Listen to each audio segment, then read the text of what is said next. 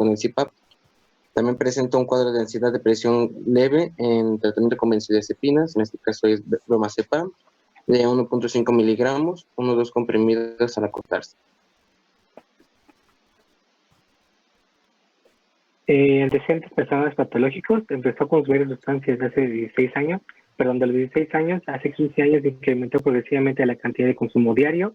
Ha intentado dejar de consumir sustancia en 2 ocasiones, una espontánea, volviendo a las 2 semanas, y otra con ayuda de la acupuntura, durante 6 meses, y recaída hace 5 años asociada con la muerte de su madre. Ok, la empresa donde labora ahora no se le permite consumir la sustancia, por lo que se desplaza 4 pisos hacia la calle, cosa que con su peso ya le resulta muy trabajoso, según él. En su casa, sus 2 hermanas lo presionan para disminuir de peso, refiriendo que no sabe cómo hacerlo, además de que su médico le recomienda que acuda a la unidad de adicción para valoración y seguimiento.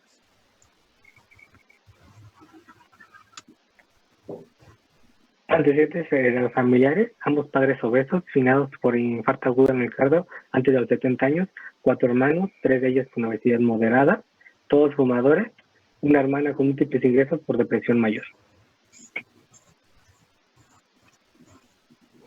Bueno, la exploración física, el paciente presenta una altura de unos 70, un peso de 111 kilos, IMC de 38.1 kilogramos sobre metro cuadrado, lo cual nos indica una obesidad de grado 2.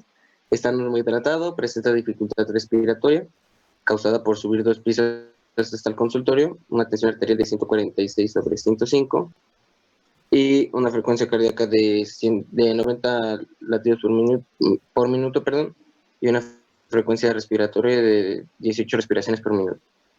Se le realiza una auscultación cardíaca, la cual resulta normal, una auscultación pulmonar con rocus disperso en todos los campos, crepitantes en ambas bases pulmonares. Última analítica, es química sanguínea, glucemia basal de ayunas de 123 miligramos sobre decilitro, colesterol total de 248 miligramos sobre mililitro, triglicéridos de 153 miligramos sobre decilitro, urea, creatinina, iones y enzimas hepáticas en valores normales.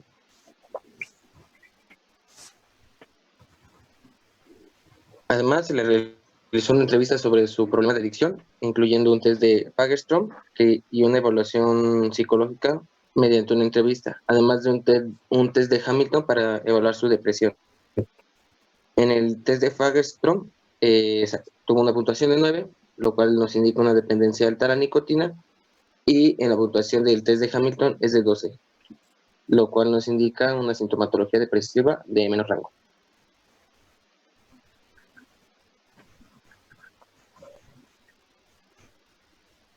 Bueno, este es el test de Fagerström. Perdón. Ajá. Sigue. Como ven, pues, consta de 6 preguntas. En este caso, el paciente las va a evaluar desde el 3 hasta el 0, dependiendo obviamente de la pregunta. La primera va de 3 al 0, las posteriores van de 0 al 1, y pues la puntuación va a ir desde 0 hasta los 10 puntos. En este caso, el resultado nos indicaría una dependencia de la nicotina, ya sea de 0 a 0 o 1 punto, nos indicaría una dependencia muy baja, de 2 a 3 puntos, una dependencia baja, de 4 a 5 puntos, una dependencia moderada, de 6 a 7 puntos, una dependencia alta, y de 8 a 10 puntos, una dependencia muy alta. Como recordarán, nuestro paciente tenía una puntuación de 9, lo cual nos indica una dependencia muy alta a la nicotina.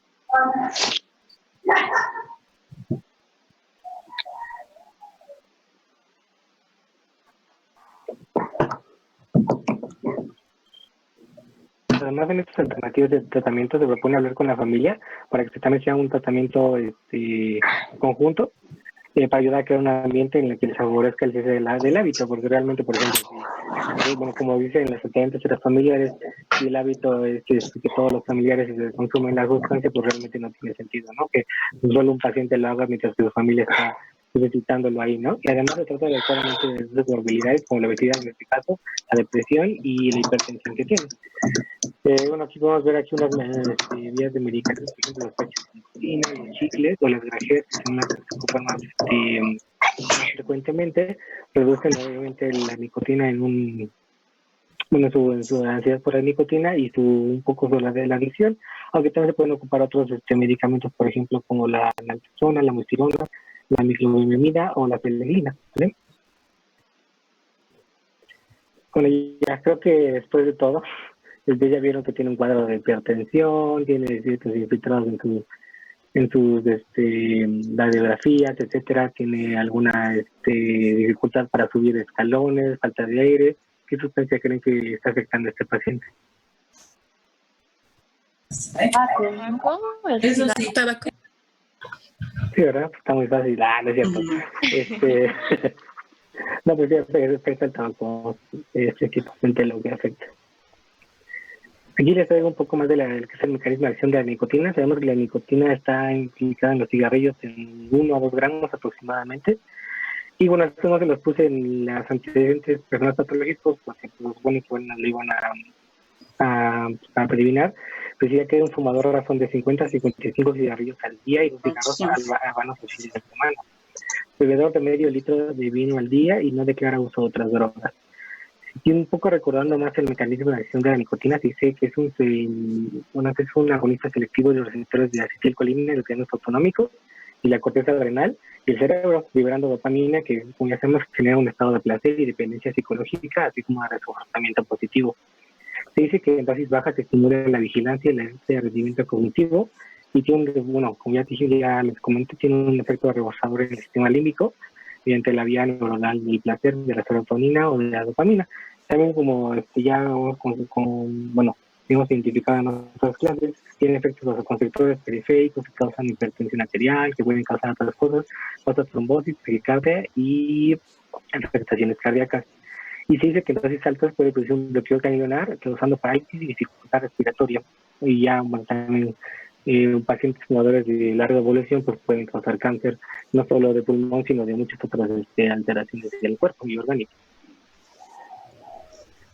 La intoxicación, principalmente la aguda, puede causar náuseas, salivación, dolor abdominal, vómito y diarrea, puede causar sudor frío, cefalea y mareo, alteraciones de la audición visual y confusión mental, debilidad intensa, tensión arterial baja, dependiendo si los pacientes tienen hipertensión o no, insuficiencia respiratoria que está muy asociada, que se dice que los pacientes tienen insuficiencia respiratoria, pues ya va a estar más asociada ya a una muerte inminente, pulso débil o irregular y convulsiones terminales.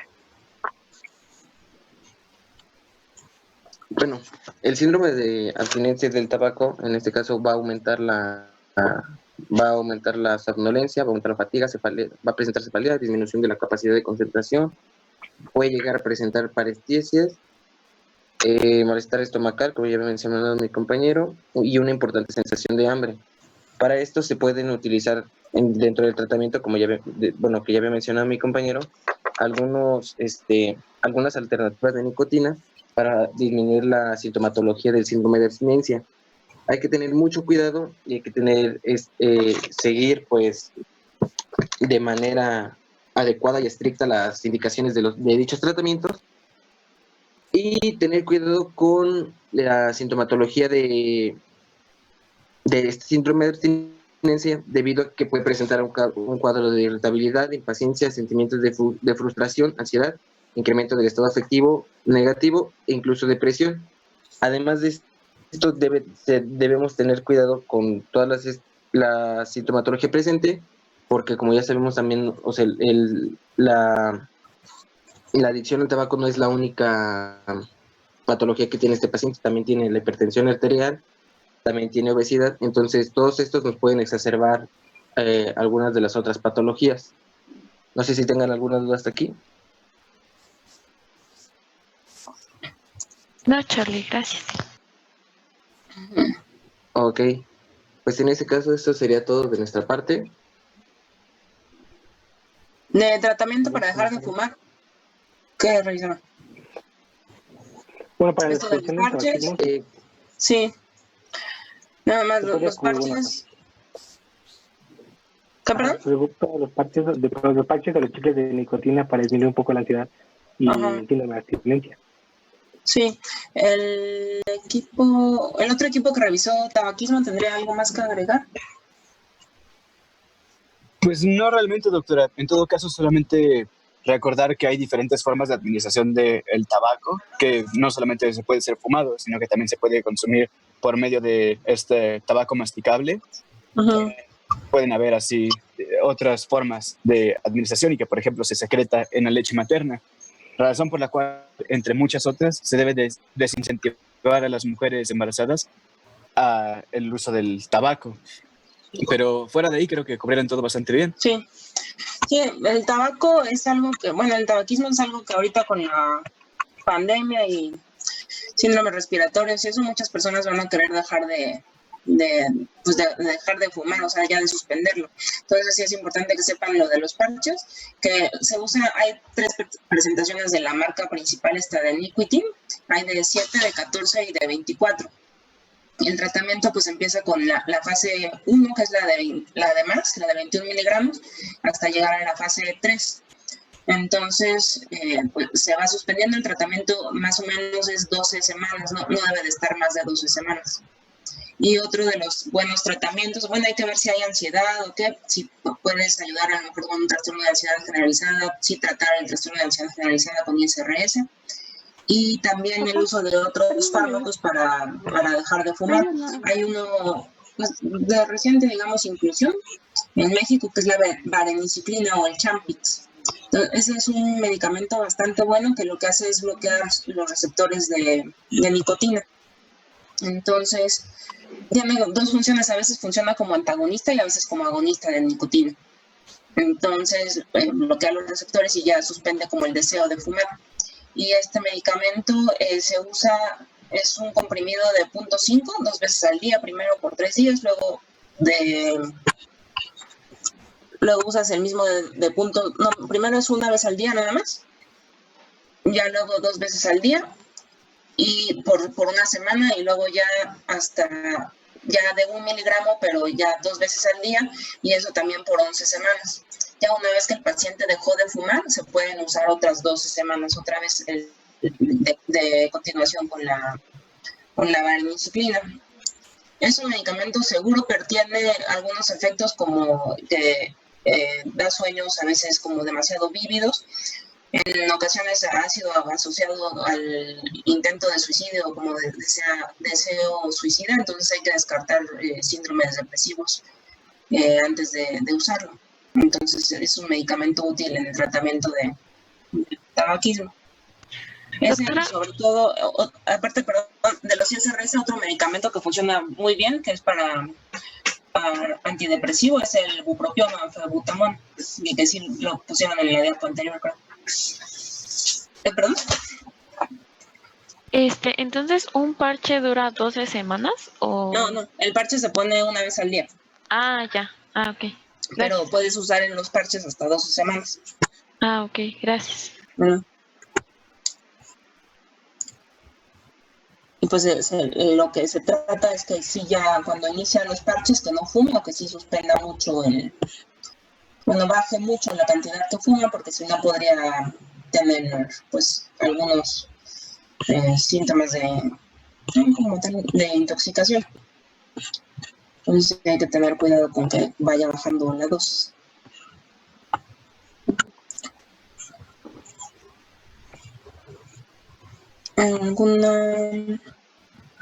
No, como intoxicación, por ejemplo. ¿Alguna duda de tabaco? No intoxicación, sino algunos síntomas de aumento de ansiedad. ¿Alguna duda de tabaquismo? Era un comentario. Usted, en su experiencia hasta ahorita en México, ¿qué tanto ha visto reflejado que los adolescentes usen esta moda del vapeo con la excusa de que tiene menos nicotina y que con eso dejas de fumar? O sea, como que he visto mucho que parece que es como una alternativa más segura. Sí, lo están empezando a usar. Y sí, sobre todo en población joven es común. Pero pues también se describen algunos riesgos respiratorios, entonces ya tampoco se está recomendando su uso como para descontinuarlo. Entonces sí, no es como una alternativa. Se creía que sí, que mejoraba, pero ya también se describió que no, que también hay efectos nocivos en el pulmón. Ah, ok. Entonces, Entonces, de entrada podríamos asegurar que de ninguna manera es una alternativa no, viable. no como tal. Perfecto, gracias. Sí.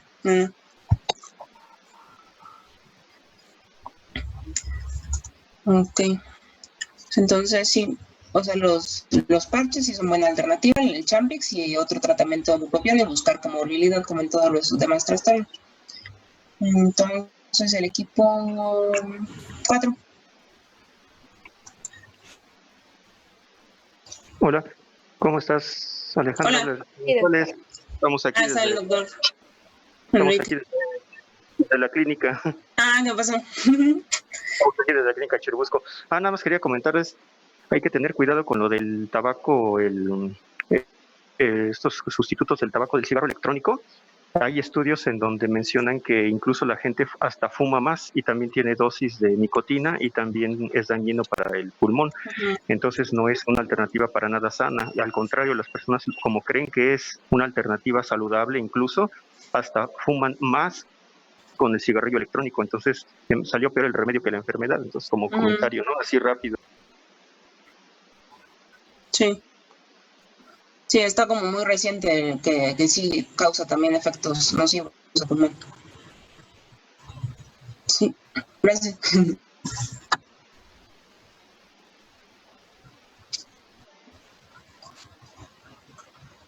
Pues sigue equipo El equipo 4, doctor. 4. Sí, bueno, nosotros vamos a hablar sobre un caso clínico que igual tampoco le vamos a decir qué sustancia de abuso es. El equipo está conformado por Leo, por Cintia y por su servidora Jessica.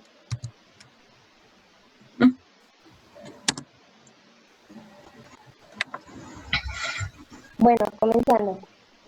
Se nos presenta un paciente varón de 17 años que acude por primera vez al servicio de urgencia de su hospital por referencia de un cuadro inespecífico en el que destacan la cefalea, la pérdida de memoria y alteraciones del comportamiento. Se solicitó una interconsulta a psiquiatría de urgencias. En la entrevista se observa fenómenos de desrealización, posibles pseudoalucinaciones auditivas e interpretaciones delirantes de carácter autorreferencial. Ante la sospecha de que pudiera tratarse de un primer episodio psicótico, se pautó olanzapina de 7.5 miligramos y el paciente fue derivado a consulta de psiquiatría infantojuvenil de su centro de salud mental de referencia. Hay algunos síntomas o signos que les llame la atención de esta presentación del caso clínico.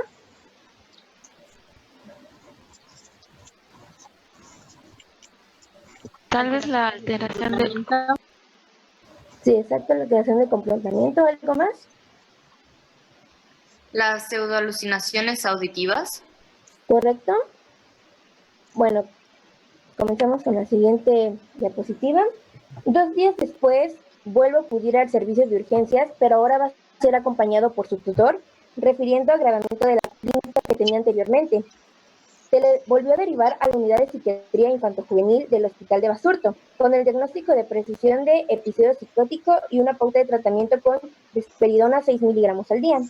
Desde hace un año vive en un hogar de servicio de protección a la infancia de la Diputación Foral de Vizcaya. Sus monitores o sus tutores que están en contacto con él lo definen como un muchacho responsable, respetuoso y agradable. Es el mayor de 4 hermanos y mantiene contacto de manera frecuente con su familia de origen. No presenta antecedentes médicos quirúrgicos ni psiquiátricos relevantes. Consume cannabis de manera esporádica. No fue posible recoger otros datos en torno al embarazo, el parto y el desarrollo evolutivo, al no ser posible el contacto con su familia de origen. ¿Hay algo que les llame la atención de aquí?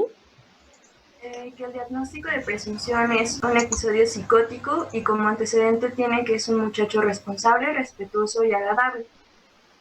Correcto, sí, hay que tener mucho en cuenta cómo era su personalidad y qué es lo que está cambiando en él. En el padecimiento tenemos que inició hace 2 semanas antes de que ingresara al servicio de urgencias. El paciente presentaba cuadro consistente de cefalea intensa de predominio frontal, astenia, pérdida de memoria, dolor abdominal y náuseas, ansiedad y alteraciones de la conducta. En la clínica se presentaba de manera constante, pero no con una intensidad creciente, y no se observaron ninguna mejoría durante los días que tomó la medicación antipsicótica pautada en urgencias. Según referían sus cuidadores, aproximadamente un mes antes habían notado ciertas modificaciones en su conducta consistentes en un cambio de amistades y un comportamiento más inadecuado, con oposicionismo y actitud desafiante. ¿Algo que les llame la atención de aquí? El cuadro clínico de la cefalea intensa de predominio frontal, la astenia, la pérdida de memoria, el dolor abdominal, las náuseas y también su relación con esas personas, ¿no? Que cambió exactamente. Ajá. Bueno, al interrogar al paciente sobre el consumo de algún tipo de tóxico, él reconoció que aproximadamente un mes había aumentado de manera considerable el uso de una cierta sustancia, agregándole otra más, en respuesta a su malestar que le generaba al encontrarse lejos de su familia y de su país. Si bien al principio consumía estos últimos en pequeñas cantidades y de manera esporádica, en las últimas 3 semanas ha comenzado a utilizarlos de manera diaria y aumentando sus dosis. ¿Aquí algo que les llame la atención?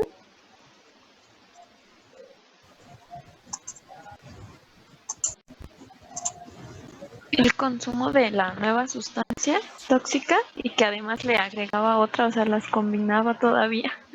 Exactamente. Bueno, vamos a seguir con los laboratorios. Bueno, de acuerdo a la sintomatología que presenta el paciente, ingresa y se le realiza una biometría hemática, una química sanguínea, un electrocardiograma, un perfil tiroideo y un examen general de orina, y los resultados están dentro de los parámetros normales. También se le hace, de acuerdo a los antecedentes que presenta, bueno, a los antecedentes clínicos y también a lo que refiere el paciente, se le hace un screening para drogas de abuso y también para cannabis, los cuales fueron negativos y no presentaba signos típicos de intoxicación como el aumento de apetito, gerostomía o irritación ocular. También se le realiza una tomografía axial computarizada de cráneo, una punción lumbar tratando de buscar una alteración metabólica, infecciosa o tumoral que pudiera explicar la sintomatología del paciente. La siguiente, porfis, Jess.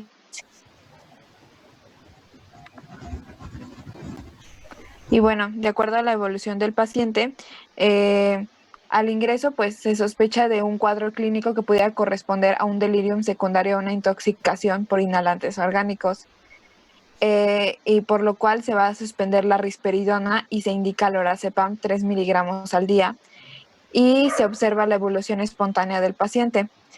Y tras las 24 horas del ingreso y a las 72 horas del último consumo, el paciente ya presenta una notable mejoría sintomática. Y progresivamente se dio la sintomatología física, que era la cefalea, el malestar abdominal, seguida de las interpretaciones delirantes y los fenómenos de ansiedad, por lo que se suspende el lorazepam. Y se mantuvo asintomático durante el resto del ingreso y se le derivó para seguimiento a su centro de salud mental de referencia.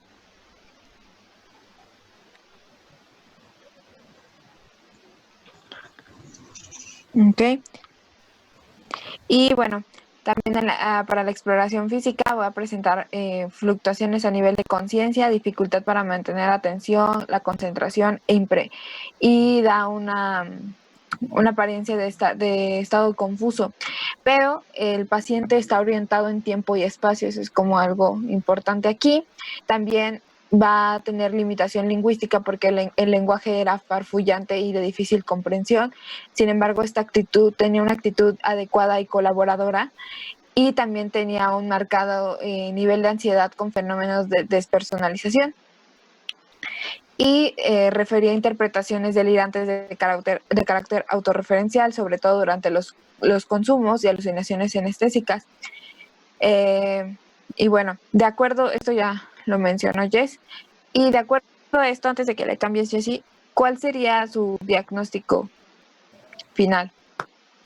¿O qué pensarían? ¿En qué sustancia?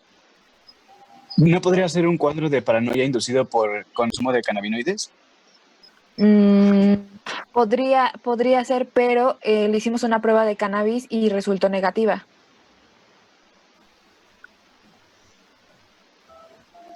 Aquí todos los laboratorios resultaron negativa. todos los laboratorios. No se encontró nada en laboratorios de una sustancia que haya consumido, pero el diagnóstico que tiene este paciente sí fue un trastorno ocasionado por el abuso de alguna sustancia. Ajá.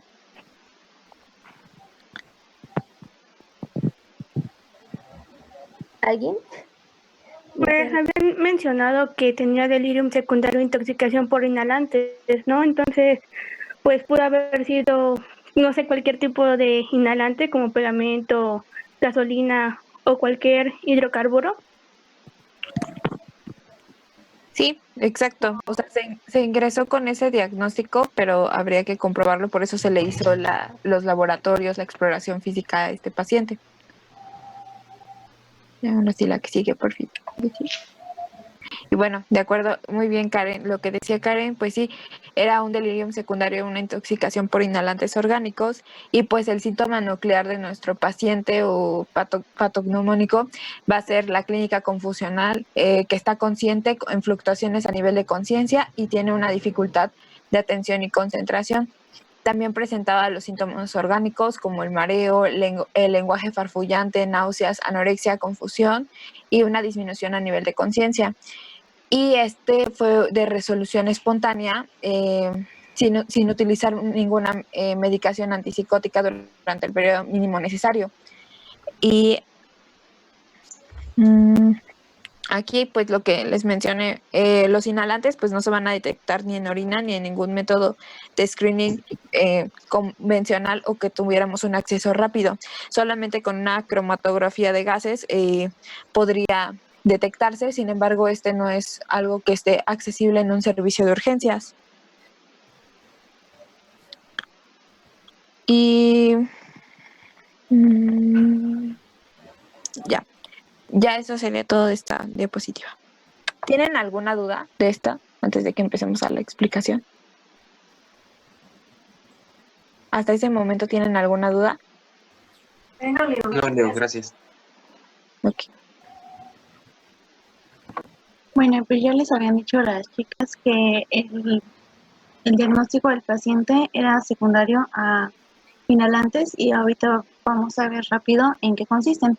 Bueno, los trastornos relacionados con inhalantes, los inhalantes como tal van a ser hidrocarburos volátiles que a temperatura ambiente se van a volatilizar en vapores gaseosos. Entonces, estos también van a ser denominados sustancias volátiles o solventes y pueden inhalarse por la boca o la nariz y así van a alcanzar el torrente sanguíneo por vía transpulmonar. Este trastorno se va a asociar con otros trastornos del estado de ánimo o tendencias suicidas, abusos físicos, sexuales o negligencia. La siguiente, Jessie, por favor. Bien, los inhalantes son los más consumidos porque son de fácil acceso y son los más baratos. Decían que las personas que son drogadictas, como primer droga que prueban son los inhalantes y generalmente suelen ser menores de 7 años o de esa edad. Y los principales son gasolina, Coca-Cola, aerosoles de pintura, disolventes y productos de limpieza. Estos inhalantes van a actuar como depresores del sistema nervioso central y puede haber tolerancia de síntomas de abstinencia leves, pero estos se van a observar de manera rápida a través de los pulmones y alcanzan el cerebro con la misma velocidad. Los efectos van a aparecer a los 5 minutos y esos pueden prolongarse hasta 30 minutos o incluso más, pero esto va a depender de la dosis que hayan consumido y de qué sustancia consumieron. Se va a excretar por los pulmones sin haber sufrido alguna modificación y también por el metabolismo hepático. Y esos son detectables en sangre durante 4 a 10 horas tras el consumo. La siguiente, Jess, por favor. Ok, en la clínica, si consumen dosis iniciales pequeñas, los rasgos que va a presentar va a ser desinhibición, sensaciones de euforia y excitación, así como sensaciones de suspensión. En dosis altas va a existir temor, alucinaciones sensoriales, alucinaciones visuales y auditivas, que eran las que presentaba el paciente, y distorsiones del tamaño corporal. Los síntomas neurológicos asociados son disartria, bradilalia y ataxia. Y el consumo a largo plazo va a provocar irritabilidad, la habilidad emocional y deterioro de la memoria. La siguiente, Jessy, por favor. Bien, el diagnóstico, los criterios diagnósticos es el consumo reciente, intencionado o breve exposición a dosis altas de inhalantes volátiles, excluyendo los gases anestésicos y los vasodilatadores de acción corta, cambios psicológicos o comportamentales desadaptativos clínicamente significativos, como beligerancia, violencia, apatía, deterioro del juicio, deterioro de las actividades sociales o laboral, que aparecen durante un periodo o poco tiempo después del consumo o exposición a inhalantes. Y estos van a ser inhalantes volátiles, 2 o más de los siguientes signos que aparecen durante o poco tiempo después del consumo o exposición a inhalantes, como lo son mareo, nistagmo, incoordinación, lenguaje farfullante, marcha inestable, letargia, disminución de los reflejos, retraso psicomotor, temblores, debilidad muscular generalizada, visión borrosa o diplopía, estupor e incluso puede llegar a coma y la euforia.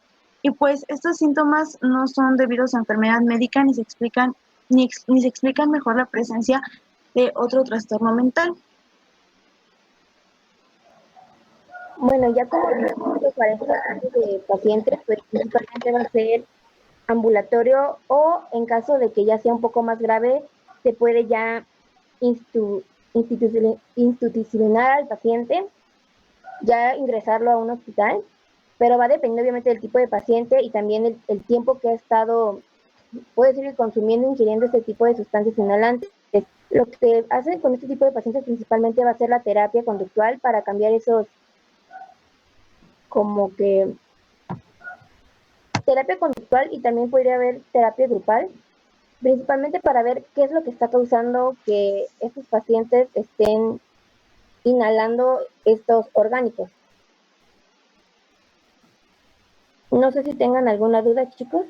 Y ya solamente para completar un poquito esto, recuerden que el consumo de inhalantes va a depender de la clasificación. Bueno, existe una clasificación de inhalantes de acuerdo a la forma, al estado físico de la sustancia. Esos pueden ser los disolventes volátiles, que pues van a ser los líquidos que se pueden vaporizar a temperatura ambiente. Y ese puede ser como el pegamento, la gasolina. Luego tenemos también los aerosoles, que estos son los rociadores que pueden contener disolvente. Esos podemos encontrarlos, por ejemplo, en el spray para el cabello, o también mencionaba en aceites para cocina, los que vienen como en spray, también podía ser, pero no es tan frecuente. También en gases, por ejemplo, los que se usan principalmente como en anestesia a nivel médico, también podría ser un tipo de inhalante. Y también depende de la literatura que consulten, pueden incluir los nitritos, que estos pues van a principalmente, la diferencia con todos los demás o la característica es que estos van a causar pues dilatación y relajación muscular. Y bueno, igual pueden cambiar el estado de ánimo. Y estos, pues yo encontré que también los pueden utilizar principalmente los nitritos para intensificar el deseo sexual. Y también estos últimos son los que se conocen como los poppers. Uh-huh. Y ya, eso es lo que quería completar. Sí, es una de las sustancias como de inicio de muchos adolescentes de ingreso socioeconómico y cultural bajo a medio, entonces sí es importante pues descartarla y vigilarla. También es una de las sustancias que más deterioro cognitivo por el uso a largo plazo dan, y sobre todo, o sea, se conjunta esto que decíamos de inicio a edad temprana con el efecto que produce la sustancia. Entonces sí es importante que pues hacer hincapié en que hay que dejar de consumirla. Y aparte es una de las sustancias de entrada a muchas otras sustancias, entonces hay que tener cuidado. Entonces, el tratamiento en general para sustancias, lo mejor que sirve es terapia grupal, como decían. Terapia grupal y a veces combinada con terapia individual, pero funciona bastante bien con terapia grupal casi siempre. Y con el uso, el doctor González creo que quiere hablar. No, perdón. Sí, termina, Alejandra. Termina, Alejandra. No, nada más. Es que me salió aquí, no sé cómo ponerlo. ¿Sí, algo que quieras comentar?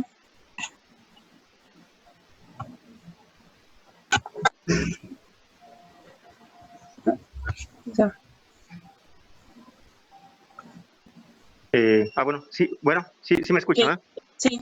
Cuando llega un paciente con consumo de sustancias, acuérdense del examen mental, exploración física, por lo regular desde que el paciente llega vamos a percibir el aroma de las sustancias, incluso en las manos las pueden tener resecas o con restos de pegamento, PVC, resistol 5000, entonces es muy importante no olvidar la exploración física. A veces los solventes se detectan desde que el paciente llega. Y recuerden que efectivamente, como lo vieron en el caso clínico, el paciente con consumo de sustancias es muy fácil que tengan alucinaciones auditivas, que efectivamente, como lo pusieron en el cuadro clínico, tienen un cuadro psicótico. Y muchas veces es un diagnóstico diferencial con esquizofrenia. Acuérdense que puede haber comorbilidad. Un paciente con esquizofrenia puede ser consumidor de drogas o de sustancias, que también es muy común, y hay veces que no se sabe qué fue primero, si la gallina o el huevo, si el paciente ya tenía esquizofrenia y empezó a consumir solventes o al revés. Es como un diagnóstico diferencial. Es muy común hallar el consumo de sustancias en pacientes con esquizofrenia paranoide. Incluso llegan sucios, desaliñados, etcétera. Entonces es importante, ¿no? Y muy frecuente observarlo. Y como decía la doctora Alejandra, pues es común que haya un deterioro cognitivo rápido. Entonces también hay esta comorbilidad, ¿no?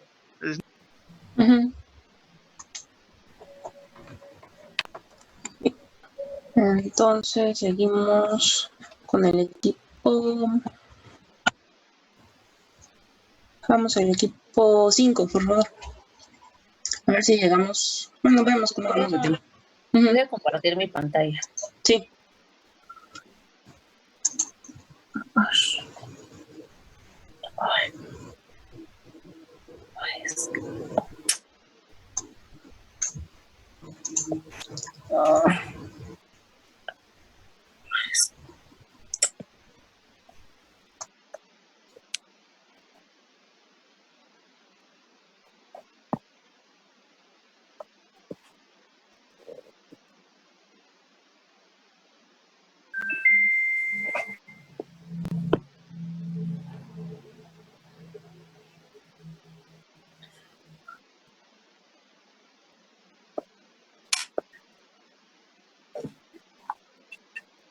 Permítanme tantito.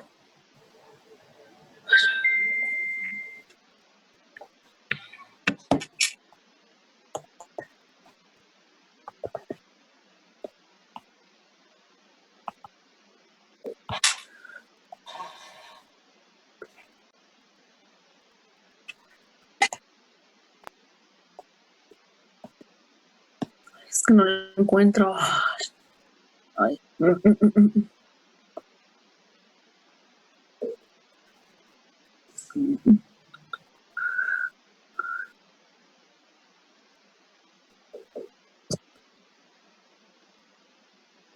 A ver, espérame tantito.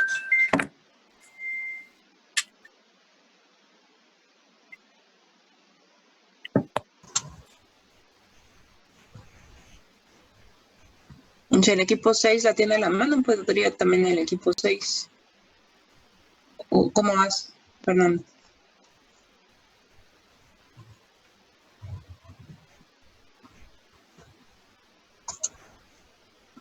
Doctora. Sí. Una pregunta. ¿Y usted en su experiencia ha escuchado casos de muchachos que se mueren con el aire comprimido de las computadoras? ¿De qué, perdón? Del aire comprimido de las computadoras. ¿Ha escuchado casos de muchachos que se droguen? Con aire comprimido como tal, no. No, casi es como más pegamentos y cosas así. Ok, gracias. Sí, no sé si el doctor.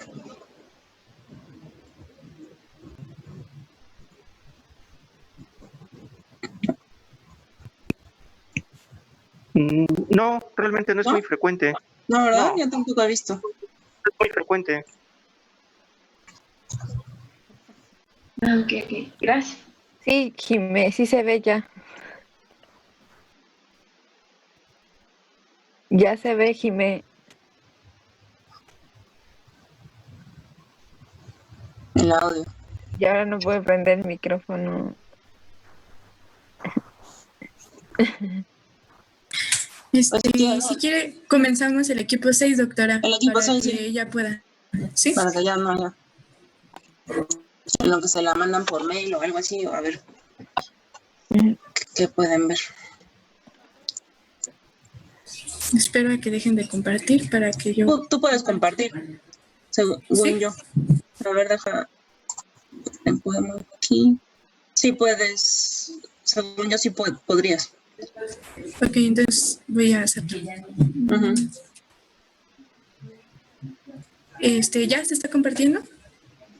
No, sigue la otra pantalla. Sigue la de Jimé. Entonces Es la de Flor. Es que no es mi pantalla, es la de Flor. Entonces espera que la dejen de compartir.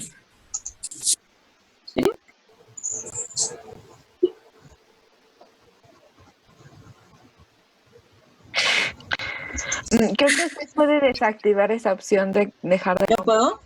Sí. A ver. Ya. ¿Ya puedes? ¿Ya? Ahora yo compartí la mía. Creo que ya se va a poder compartir. Ah. Sí, pero ahora está compartiendo la de ustedes. Ya estoy compartiendo, ya dejé de compartir. Ya.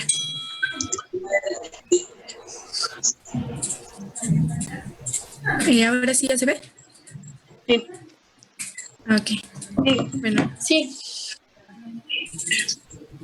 Bueno, nosotros somos el equipo 6. Yo soy Jessica Hernández, mi compañera Mayrani Tobar y Naomi Medina. Vamos a darles un caso único de toxicomanías. La siguiente, por favor, Ana.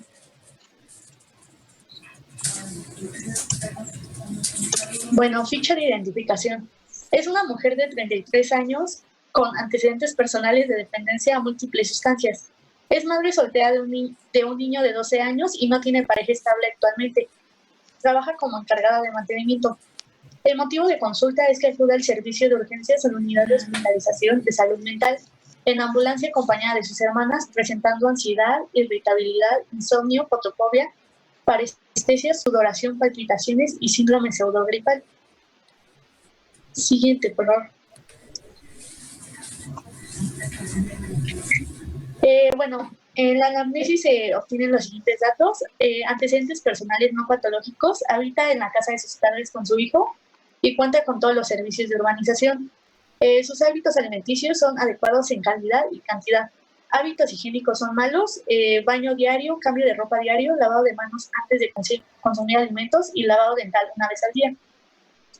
De sus antecedentes patológicos, de los infectos contagiosos, es positiva para hepatitis de tipo B y C, y psiquiátricos, fue diagnosticada con trastorno depresivo desde hace 2 años y actualmente se encuentra en tratamiento farmacológico.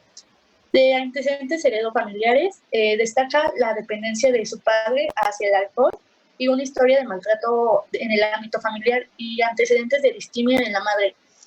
La distimia es un trastorno del estado del ánimo, que también es conocido como depresión persistente y se caracteriza por algunos síntomas muy parecidos a la depresión de estado mayor, pero estos síntomas son en menor intensidad, se podría decir.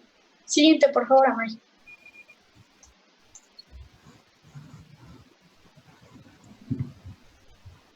Bueno, se solicita con interconsulta de psiquiatría y se realiza entrevista psiquiátrica en sus... Ay, se saltó una.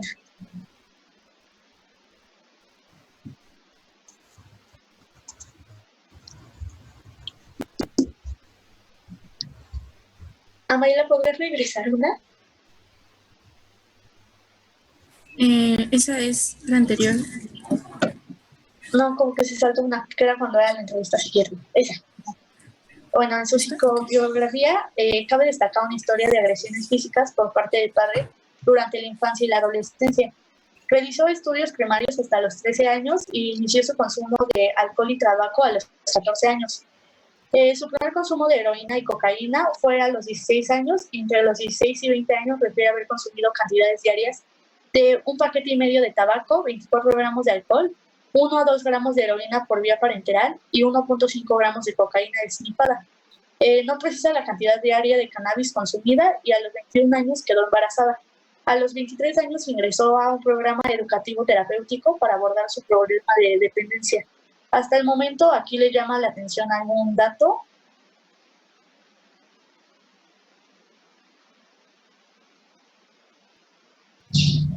Pues el consumo de tanto cóctel, ¿no? Sí, exacto. Es un Realmente, dato. Bueno, siguiente, May, por favor.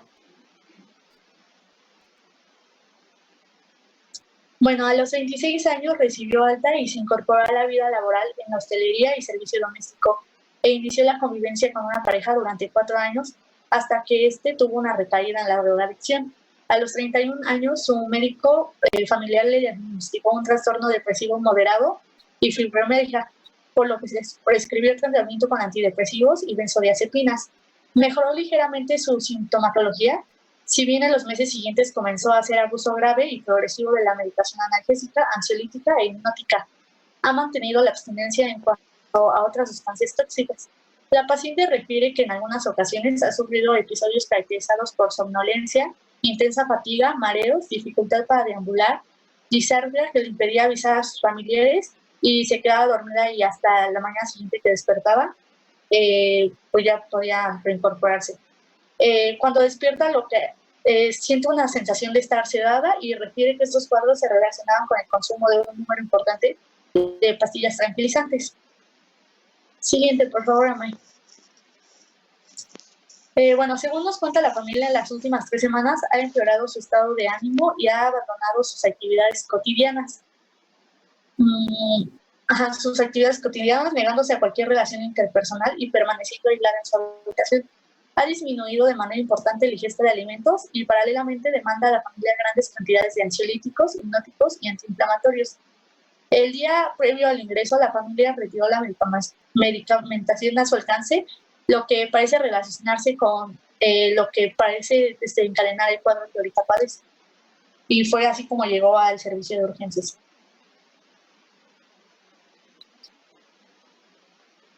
Bueno, ¿tienen algún diagnóstico presuntivo con los datos que acabamos de ver? Pues la adicción a los analgésicos, ¿no? Ansiolíticos e hipnóticos que tiene. Ajá, ¿y ustedes creen que hay algún otro trastorno subyacente? Ajá. Bueno, ya no lo puso mal. Se trata de dependencia de benzodiazepinas y en otros diagnósticos psiquiátricos presenta trastorno de abstinencia sedantes y trastorno depresivo, como lo vimos en sus antecedentes, en su psicobiografía. Vimos que tiene antecedentes por parte de su madre de un trastorno del ánimo y pues también por parte de su padre tiene antecedentes de abuso de sustancias.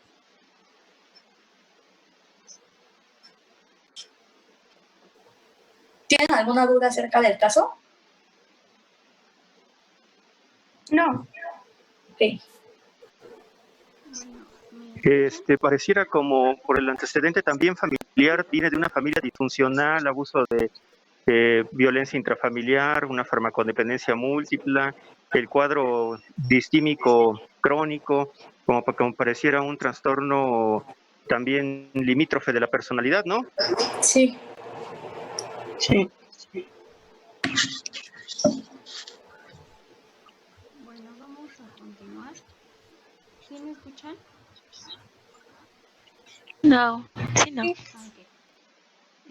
Bueno, las benzodiazepinas son los psicofármacos con una amplia prescripción a nivel mundial. Estas están compuestas por un anillo benceno unido a otro de 7 miembros, que es la diazepina. Prácticamente todos sus efectos se deben a las acciones sobre el sistema nervioso central que es la sedación, la hipnosis, la disminución de la ansiedad, la relajación muscular, la amnesia anterógrada y también la actividad anticonvulsivante. Los dos efectos que se deben a las acciones periféricas es la vasodilatación coronaria y también el bloqueo neuromuscular, que se da únicamente a dosis altas. Y también se ha visto que ha adquirido buen efecto en el síndrome de abstinencia del alcohol. Siguiente, May, por favor. Bueno, abordando la farmacocinética, la absorción es buena por vía oral y la velocidad de absorción va a depender de la lipofilidad de cada uno de los fármacos. Más adelante les voy a hablar sobre la clasificación. La distribución del 70-90% está unido a proteínas y cruzan la barrera placentaria. Si se llega a administrar antes del parto, puede deprimir las funciones vitales del recién nacido y también se encuentran en la leche materna, que igualmente va a deprimir al lactante. La biotransformación, casi todas las benzodiazepinas presentan una oxidación microsómica, que son las reacciones de fase 1, que incluyen la oxidación, la desalquilación e hidroxilación, principalmente por el citocromo P450. Y la excreción es del 70-90% renal. Siguiente. Y bueno, ahí están las vías de administración: oral, intramuscular e intravenosa. Y se pueden clasificar según su sensibilidad de eliminación, que son los compuestos de duración ultracorta, que tienen sensibilidad menor a 6 horas. Ahí les puse un ejemplo, bueno, varios ejemplos, que sería el Triazolam y el Midazolam. Los compuestos de duración corta, que son menos de 12 horas, es Alprazolam, Temazepam y Oxazepam. Los intermedios, que va de 2 a 24 horas, y son el Lorazepam, Bromazepam y Flunitrazepam. Y bueno, estos se presentan también síntomas de abstinencia durante el día con el uso prolongado. Y por último, los de acción larga, que van a tener una sensibilidad mayor de 24 horas, y son el diazepam, clonazepam y el flurazepam.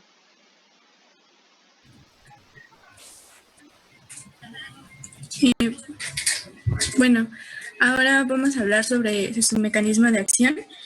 Sabemos que las benzodiazepinas son considerados agentes depresores del sistema nervioso, solamente que estos van a ser fármacos un poco más selectivos que los demás barbitúricos y actúan específicamente sobre lo que es el sistema límbico.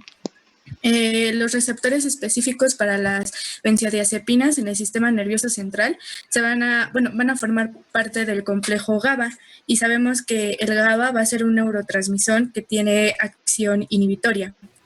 Entonces lo que van a hacer las benzodiazepinas es aumentar o potenciar la acción de nuestro neurotransmisor GABA.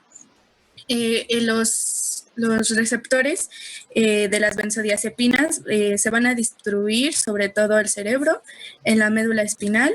También pueden ser en las glándulas adrenales, en los riñones, en la glándula pineal e incluso en las plaquetas. Los receptores van a estar conformados por una subunidad alfa y una gamma del receptor GABA-A, así se conoce. Y para que estas den su función, necesitan que las subunidades alfa del receptor GABA contengan residuos de histidina, ya que si contienen alguna otra sustancia como arginina, no van a ser sensibles para que se una la benzodiazepina. Una vez que ya la benzodiazepina se une al receptor GABA, lo que va a hacer es que va a abrir un canal ion de cloro que va a provocar que se hiperpolarice y por lo tanto se potencie los efectos que va a provocar, pues, los efectos que tiene sedantes y ansiolíticos. Para las intoxicaciones por las benzodiazepinas, tenemos que estas generalmente no son muy graves. Se suele asociar con desinhibición conductual, conductas hostiles o agresivas en algunos individuos. Generalmente el efecto es más grave cuando se consumen combinadas con otras sustancias como el alcohol. Incluso aquí cuando se combina con alcohol puede causar la muerte. Se asocia a menos euforia que la intoxicación por otras sustancias de esta clase y esta es una característica fundamental que provoca que esto tenga menor potencial de abuso y dependencia en comparación con otros. Entre los síntomas vamos a encontrar progresiva disminución del nivel de conciencia, pueden llegar a tener estupor también, miosis, hipotermia, depresión respiratoria, hipotensión, pero estas tres últimas que dije están más relacionadas a pacientes con ya de tercera edad, son muy poco frecuentes. En el síndrome de la abstinencia tenemos que los síntomas la gravedad del síndrome de abstinencia va a depender de la dosis que consuma y de la duración que hubo consumiendo este fármaco. Los síntomas suelen iniciarse 2 a 3 días después de la interrupción, aunque con sustancias, como ya sabemos, de acción más prolongada, puede tener una latencia de hasta 5 a 6 días, como con el diazepam. Entre los síntomas va a afectar el estado de ánimo, va a provocar ansiedad, depresión, disforia e irritabilidad, va a alterar el sueño con insomnio, va a alterar el sueño vigilia, somnolencia diurna, signos y síntomas, temblor, palpitaciones, vértigo, sudoración, los espasmos musculares, presión elevada, dolor muscular, náuseas, ataxia, acúfenos y en ocasiones convulsiones, pero las convulsiones son más comunes con dosis mayores de 50 miligramos al día. También altera la percepción, provocando intolerancia al ruido y a la luz, la sensación de movimiento, un sabor metálico, visión borrosa y alucinaciones. En cuanto al tratamiento, sabemos que las benzodiazepinas se van a eliminar lentamente del organismo y por lo tanto los síntomas de abstinencia pueden persistir durante varias semanas. Para prevenir las convulsiones y otros síntomas de abstinencia se deben de reducir, como ya sabemos, gradualmente la dosis, no quitarla de un día para otro. Y también se ha llegado a describir que la carbamazepina puede ser útil para el tratamiento de la abstinencia. En el Kaplan viene un cuadro de las recomendaciones para el tratamiento, que lo pueden ver. Dice que se deben evaluar y tratar las enfermedades orgánicas y psiquiátricas concomitantes que también pueda presentar el paciente, obtener una anamnesis de las sustancias que consume, determinar las dosis necesarias de las benzodiazepinas o barbitúricos y pasar a la desintoxicación. En dosis supraterapéuticas se debe hospitalizar si hay indicaciones médicas o psiquiátricas. También algunos clínicos recomiendan el cambio de una benzodiazepina de acción prolongada para la abstinencia o la estabilización con el fármaco mismo que estaban usando. También una vez que ya se hizo la estabilización se debe reducir la dosis en un 30% en el segundo o tercer día para evaluar la respuesta. Y en general se debe de reducir de un 10 al 25% en los demás días, si es que se toleró en la evaluación. También se deben de emplear medicaciones coadyuvantes si es necesario. Y también tenemos la desintoxicación en dosis terapéuticas, también con una reducción del 10 al 25%. Y pues como sabemos, se debe de checar también la duración del tratamiento y la intensidad de la ansiedad. Intervenciones psicológicas que puedan ayudar a los pacientes para la desintoxicación de las benzodiazepinas. No sé si tengan alguna duda.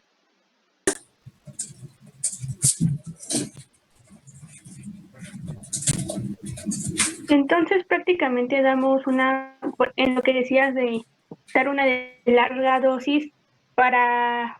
es que no sé cómo plantear la pregunta. Mencionabas que podían dar una benzodiazepina de larga duración para ir quitando la abstinencia. Y así se da hasta qué tiempo o cómo. No sé si me explicar. Sí. Bueno, sí, que conteste la doctora. Generalmente se reduce, o sea, de 10 a 25%, pero por semana. Y así vas reduciendo gradualmente según el paciente lo tolere. O sea, puede tardar meses la reducción, pero sí se va haciendo muy gradual. sobre todo en pacientes, tanto en intoxicación, bueno, y abstinencia aguda, como en pacientes que ya tienen tratamiento crónico por benzodiazepinas. En esos pacientes de tratamiento crónico cuesta mucho más quitarle la benzodiazepina totalmente, pero se hace en un transcurso de meses. A veces se llega a sustituir por algún otro fármaco, pero según el padecimiento también del paciente. Gracias, doctora.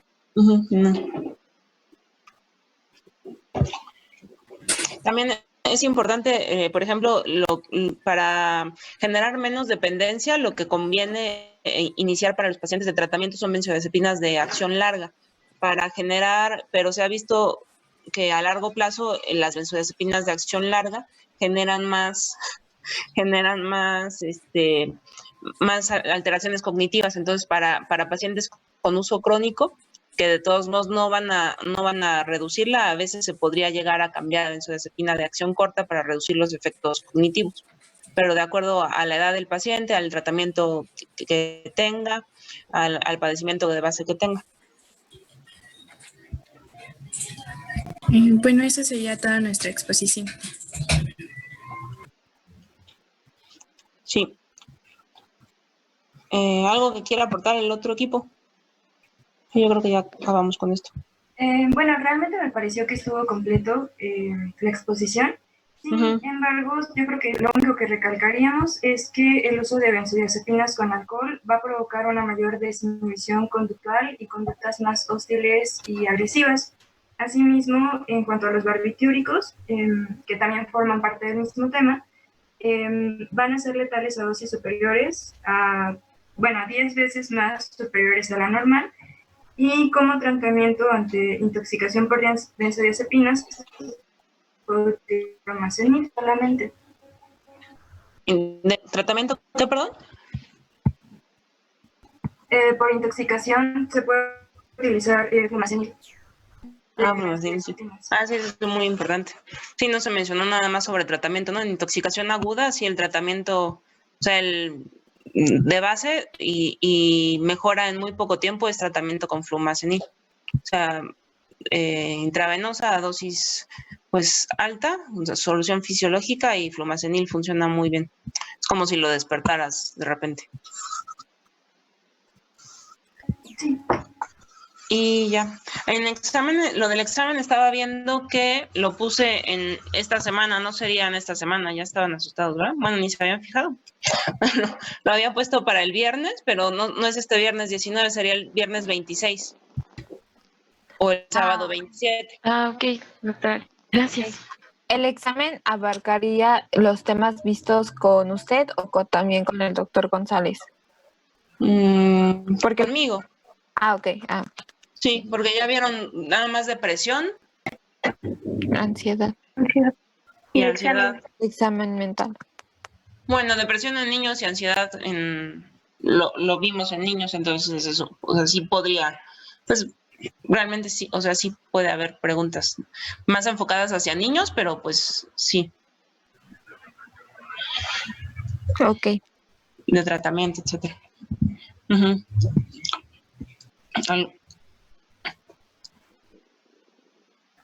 ¿Algo más, Enrique? Está desmonteando. No, creo que no.